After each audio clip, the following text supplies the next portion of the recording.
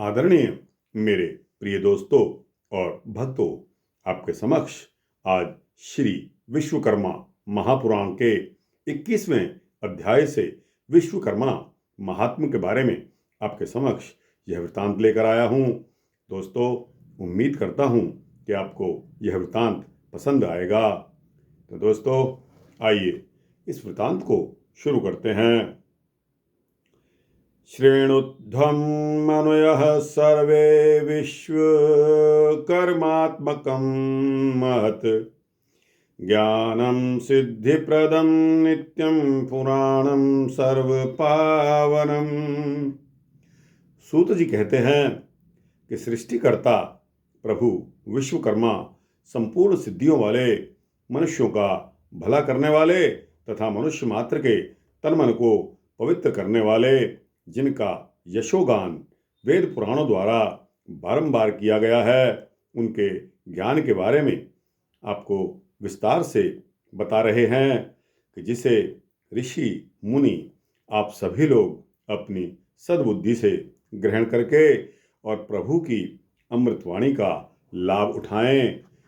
ऐसा कहकर सूत जी बोले कि हे श्रेष्ठ जनों, प्रभु विश्वकर्मा समस्त धर्मों के आद्य प्रवर्तक और सभी भक्तों के आधार रूप हैं, जिनके 5 मुख और 5 ब्रह्मर्षि जिनकी सेवा में लगे रहते हैं।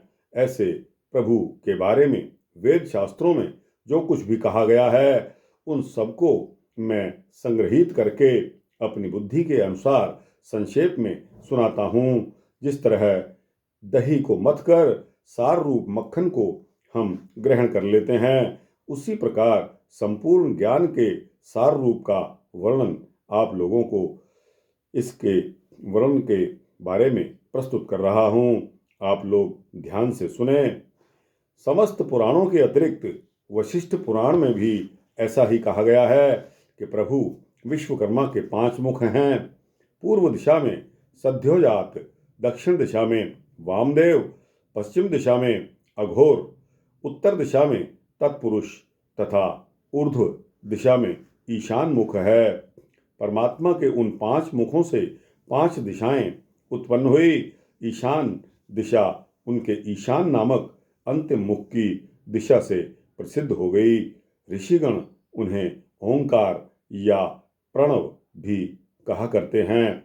उनके मुख से उत्पन्न 5 दिशाओं से 5 विदिशाएं भी उत्पन्न हुई हैं। नाद ब्रह्म के उत्पत्तिकर्ता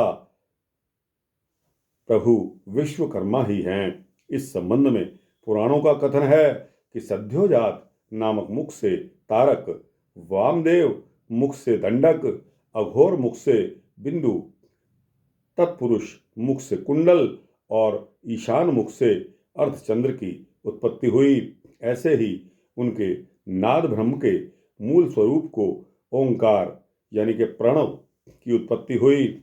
और इस पर सूत जी बोले कि ऋषियों, ज्ञानी जनों, मूल स्तंभ पुराण में एक जगह है प्रभु विश्वकर्मा जी को समग्र सृष्टि के रचनाकार और स्वामी बताया गया है, और वह सारे संसार के पूजा करने योग्य हैं। इस सृष्टि में जितने भी तेजस्वी पदार्थ हैं, उनमें उनका ही तेज समाया हुआ है। अतएव सारे विश्व के कर्ता धर्ता एवं हर्ता के विषय में सारा ज्ञान श्रुतियों द्वारा ही करना चाहिए। यदि पानी में शक्कर डाला जाए तो वह मधु यानी कि मीठा स्वाद नहीं दे सकता। इसी प्रकार अन्य तरह के ज्ञान, अन्य देवताओं का पूजन करने से मनुष्य प्रभु के परम पद को नहीं पा सकता। उस प्रभु को छोड़कर जो इधर उधर भटकता है, वह सदा ही दिग्भ्रमित रहता है। इस तरह उसकी अधोगति होती है और वह नरक को जाता है। इसलिए उत्तम गति चाहने वाले को सभी तरह से प्रयत्न करके प्रभु विश्वकर्मा से ही संबंधित शास्त्रों का अभ्यास तथा पठन पाठन करना चाहिए। यही उनकी सद्गति का उत्तम उपाय है। सारी सृष्टि की रचना करने के पश्चात इंद्र के विशेष प्रार्थना करने पर प्रभु विश्वकर्मा जी ने उन्हें अमरावती नामक नगरी दे दी। भगवान शंकर ने भी उनसे प्रार्थना करते हुए कहा कि हे सृष्टिकर्ता, नई नई वस्तुओं के रचनाकार, हे प्रभु, आप मेरी इच्छा पूरी करें और मेरे रहने के लिए कोई उत्तम स्थान दे दें और मुझे उत्तम आभूषण एवं अलंकार प्राप्त करवाएं। मुझे आपके द्वारा रचित सभी सामग्रियां प्राप्त करने तथा परलोक भोगने की इच्छा है। अतएव हे प्रभु, आप मुझ पर कृपा करें। इस प्रकार हर एक देवताओं ने प्रभु विश्वकर्मा की अर्चना और पूजा की। इससे सभी को उनकी मनोवांछित इच्छाएं प्रभु के द्वारा पूर्ण की गई। इस तरह से हे मुनियों, प्रभु विश्वकर्मा की सेवा करने से मनुष्य हर प्रकार के भोग, ऐश्वर्य एवं सुख प्राप्त कर सकता है। हे ऋषिगणों, प्रभु विश्वकर्मा सर्वगुणों से संपन्न एवं महान ऐश्वर्यवान होने के साथ सभी विद्याओं और शिल्प कलाओं के प्रवर्तक और सर्जक हैं। देवताओं की आवश्यकता के अनुसार जब जब किसी वस्तु की आवश्यकता पड़ी है, तब तक प्रभु के अनेक प्रकार की कलाओं का निर्माण किया है। तब तब प्रभु ने अनेक प्रकार की कलाओं का निर्माण किया है। उनके लिए आयुध, आभूषण, निवास स्थान, अलंकार, वाहन तथा विमान आदि का निर्माण किया।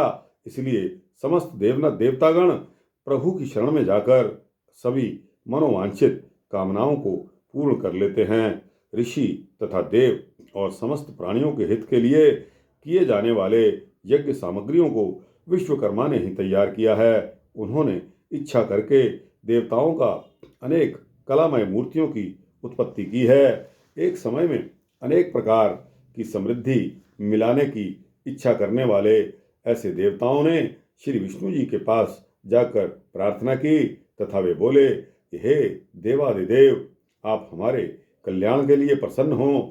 सर्व प्रकार के कल्याण तथा समृद्धि की जिससे प्राप्ति होती है, ऐसा लिंग पूजा की महिमा हमने जानी है। इसी कारण हम अपने मनोरथ सिद्ध करते हैं। देवताओं के वचन सुनकर विष्णु जी बोले कि हे देवताओं, लिंग पूजा का महात्म्य मैं भी जानता हूँ और हमेशा मैं लिंग पूजा करता हूँ, परंतु लिंग की प्राप्ति के लिए तुम सब ईलाचल पर्वत के ऊपर जाओ और वहाँ विराजे हुए ऐसे 5 ऋषियों से सेवित प्रभु विश्वकर्मा की आराधना करके उन्हें प्रसन्न करो, क्योंकि उनकी प्रसन्नता प्राप्त करने के लिए उनकी प्रसन्नता प्राप्त किए बिना लिंग प्राप्ति नहीं हो सकती। इस प्रकार विष्णु जी के प्रवचनों को सुनकर सभी देवता ईलाचल के ऊपर आए तथा प्रभु विश्वकर्मा की स्तुति की।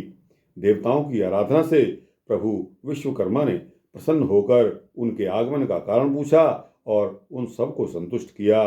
इंद्र को माणिक का लिंग दिया, कुबेर को सोने का लिंग दिया तथा उसी प्रकार सभी देवताओं को अधिकार के अनुसार प्रभु ने भिन्न भिन्न वस्तुओं से बनाए गए उत्तम लिंग देकर उनके सभी मनोरथों को पूर्ण किया। हे ऋषिगणों, जो ज्ञान स्वरूप हैं तथा समस्त इच्छित वस्तुओं को देने वाले हैं, ऐसे प्रभु विश्वकर्मा हम सभी के रक्षक हैं और स्वयं ही समस्त लोकों में व्याप्त रहते हैं। वे विश्व की तथा उसमें रहने वाले सारे पदार्थों की उत्पत्ति के कारण रूप हैं तथा सत्कर्म करने वाले मनुष्यों के मार्गदर्शक एवं उत्तम महिमा वाले हैं। अपनी ही विभूति से सूर्य स्वरूप से प्रकाशमान होकर समस्त जगत को तेज, ताप तथा पोषण देते हैं। ये देव ही इस समस्त सृष्टि तथा उसमें रहते सब भुवनों की रचना करते हैं। ये एक ही देव अपने अमर्यादित सामर्थ्य द्वारा इस समस्त भूमंडल सहित ब्रह्मांड के कर्ता धर्ता तथा हर्ता हैं। ब्रह्मा, विष्णु और महेश वगैरह के स्वरूप को धारण करके अनेक प्रकार से सुप्रसिद्ध हुई महान शक्ति की उत्पत्ति के मूल में भी वे प्रभु रहे हैं, जिनके एक हाथ में गज, दूसरे हाथ में सूत्र धारण किए हुए, तीसरे हाथ में जलपात्र और चौथे हाथ में पुस्तक है। ऐसे देव जो हंस के ऊपर विराजमान हैं और 3 नेत्र से युक्त हैं, ऐसे मुखारविंद वाले जिन प्रभु ने मस्तक के ऊपर सुंदर मुकुट धारण किया हुआ है तथा जिनका शरीर सुगठित और योग्य वृद्धि को पाए हुए है, तथा जिन्होंने 3 लोकों तथा समस्त विश्व का सर्जन किया है और विभिन्न प्रकार के देव मंदिर, राजकीय आवास तथा अनेकों प्रकार के छोटे बड़े निवास स्थान और भवनों की रचना की है, वही प्रभु श्री विश्वकर्मा हैं। हे मुनियों, संसार का कल्याण करने वाले तथा अनेक प्रकार के उपदेश देने वाले, अनेक ज्ञानों का प्रचार करने वाले, अविद्या का नाश कर विद्या को बढ़ाने वाले, अनंत पौरुष वाले तथा और किसी की सहायता लिए बिना अलौकिक कर्म के करने वाले, सर्वत्र व्याप्त प्रभु प्रकाश स्वरूप होकर परमाणु के माध्यम से सारे विश्व के गति स्वरूप हैं। सभी सर्वोत्तम पदार्थ तथा उत्तम क्रियाओं में सबका कल्याण करने वाले प्रभु विश्वकर्मा व्याप्त हैं। ऐसे ये प्रभु बेजोड़ रूप, जय तथा अजय के द्वंद्वों से परे होते हुए भी लोकमय और जगत के नाथ हैं। 1000 मस्तक वाले, 1000 नेत्रों वाले, हजारों चरणों वाले, जिन महापुरुषों का वेदों में उल्लेख है, वह विराट पुरुष के मस्तक से भी 12 अंगुल ऊंचा, ऐसे विराट प्रभु विश्वकर्मा गंभीर और उज्ज्वल हैं। वह सब वेदों के पिता तथा सर्वलोकों के पितामह एवं गुरु हैं।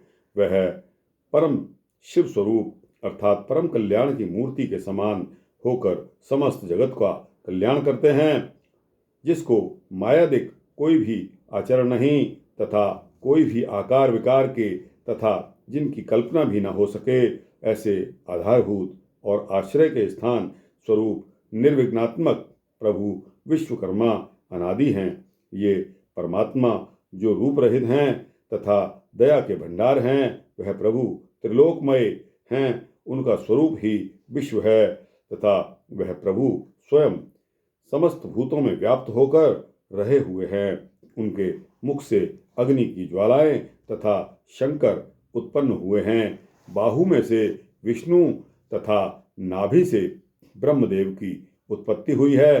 प्रभु के चरण में से स्वर्ग के राजा इंद्र की उत्पत्ति हुई है। प्रभु के मन से चंद्र तथा नेत्रों से सूर्य, प्रभु के मन से चंद्रमा तथा नेत्रों से सूर्य उत्पन्न हुए हैं तथा प्रभु के प्राणों से वायु प्रकट हुआ है। विराट विश्वकर्मा के नाभि कमल में से पृथ्वी प्रकट हुई तथा कान में से सभी दिशाएं उत्पन्न हुई। ब्रह्मा, विष्णु तथा इंद्र ये सब भगवान के ही अंश हैं तथा सभी दैत्य भी श्री विश्वकर्मा से ही उत्पन्न हुए हैं। ये भगवान महामूर्तिमान स्वरूप तथा प्राणी मात्र के ऊपर दया करने वाले हैं। यही शिव हैं, यही विश्वकर्मा हैं तथा जैसे शिव 5 रूप में अलग अलग स्वरूपों में शोभते हैं, उसी प्रकार भगवान विश्वकर्मा भी 5 रूपों से शोभा पा रहे हैं। सफेद आकाश अनेक गुणों वाला होते हुए भी सफेद दिखता है, परंतु उसका विभाजन करते हुए वह अलग अलग रंगों से शोभता है। उसी तरह पूर्ण कलात्मक प्रभु 5 ऋषि स्वरूप से अनन्य शोभा धारण करते हैं। हे ऋषिगणों, संसार को देखने वाले तथा समस्त संसार को अनेक प्रकार के उपदेश देने वाले, तरह तरह के ज्ञानों का प्रचार करने वाले और अविद्याओं का नाश करके विद्या को देने वाले, अनंत बलवीर तथा पराक्रम को करने वाले प्रभु विश्वकर्मा सर्व पदार्थों तथा उत्तम क्रियाओं में व्याप्त है। भगवान सबका निरंतर कल्याण करते हैं। हे ऋषिगण, प्रभु विश्वकर्मा के अद्भुत आख्यान को मैंने आपको विस्तार पूर्वक सुना दिया। ऐसे पुराण पुरुष विश्वकर्मा का सामर्थ्य के अनुसार जो पूजन वंदन करते हैं, उन्हीं की भक्ति में लीन रहते हैं, वे संसार के सभी बंधनों से मुक्त होकर परम गति और मोक्ष को पाते हैं। जो साधु संतों की सेवा में निरंतर तन्मय रहते हैं, प्रभु विश्वकर्मा उन्हें अपने चरणों में स्थान देकर उनकी सेवा दिन रात ग्रहण करते हुए उनकी संपूर्ण इच्छाओं को पूर्ण करते हैं। भक्तों और दोस्तों, इस प्रकार श्री विश्वकर्मा पुराण में विश्वकर्मा महात्म्य नामक यह 21वां अध्याय मैंने आपके समक्ष रखा। आपको कैसा लगा? अच्छा लगा हो तो इसको लाइक और शेयर करते हुए अपने दोस्तों, भक्तों, मित्रों, जिज्ञासुओं के समक्ष जरूर पहुंचाना। दोस्तों, कमेंट्स बॉक्स में जाकर अपनी राय इस वृतांत के प्रति अवश्य देना। अब इस चैनल को अगर आप सब्सक्राइब कर देंगे तो आपको इसी तरह के सूक्ष्म भक्ति वृतांत मिलते रहेंगे। जय प्रभु विश्वकर्मा महाराज की जय। जय श्री विश्वकर्मा।